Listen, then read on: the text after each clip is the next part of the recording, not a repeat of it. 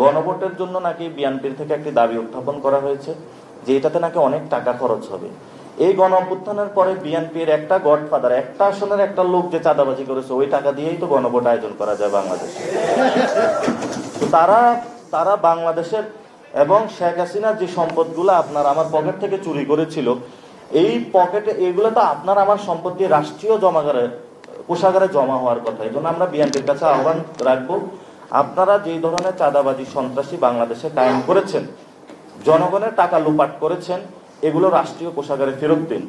আর যদি টাকার প্রশ্ন আসে একটা গণভোট আয়োজন করতে, যে টাকা যাবে এটা আপনাদের একটা আসনে, এবং ওই যে ঢাকা মহানগরের একজন নেতা আছে যে নয়ন, ও যে টাকা চাঁদাবাজি করেছে, দুর্নীতি করেছে, এই টাকা দিয়েও একটা বাংলাদেশে গণভোট হওয়া সম্ভব। আরেকটা হলো যে আমরা ওনাদেরকে এতদিন জমজমের পানি দিয়ে পরিষ্কার করতে চেষ্টা করেছি, এখন ওনাদের মাথাও ক্লিন হয় নাই, বডিও ক্লিন হয় নাই, কিছু নাই। এই জন্য আমরা মনে হয় এখন ওনাদেরকে বুড়িগঙ্গার পানি দিয়ে একটু পরিষ্কার করতে হবে।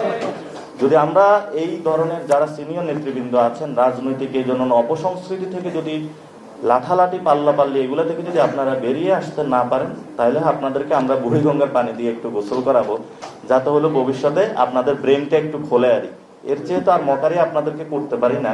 আমাকে এমনি বলা হয়ে থাকে আমি নাকি বিএনপির ব্যক্তিগত বা জামায়াতের বিরুদ্ধে কথা বলি। আমার তো ভাই আপনার সাথে কারোর সাথে পার্সোনাল কোনো ক্ষতি বা সম্পর্ক নাই। এখন আমি এখানে রাজনীতি করতে আসছি, আমাদের এখনো ছোট বয়স, আমাদের এখনো মাথা আমরা কারো কাছে বিক্রি করি নাই, ফলত আমরা সত্য কথাগুলা বলতে পারি। এই জন্য সত্য কথাগুলা বলি।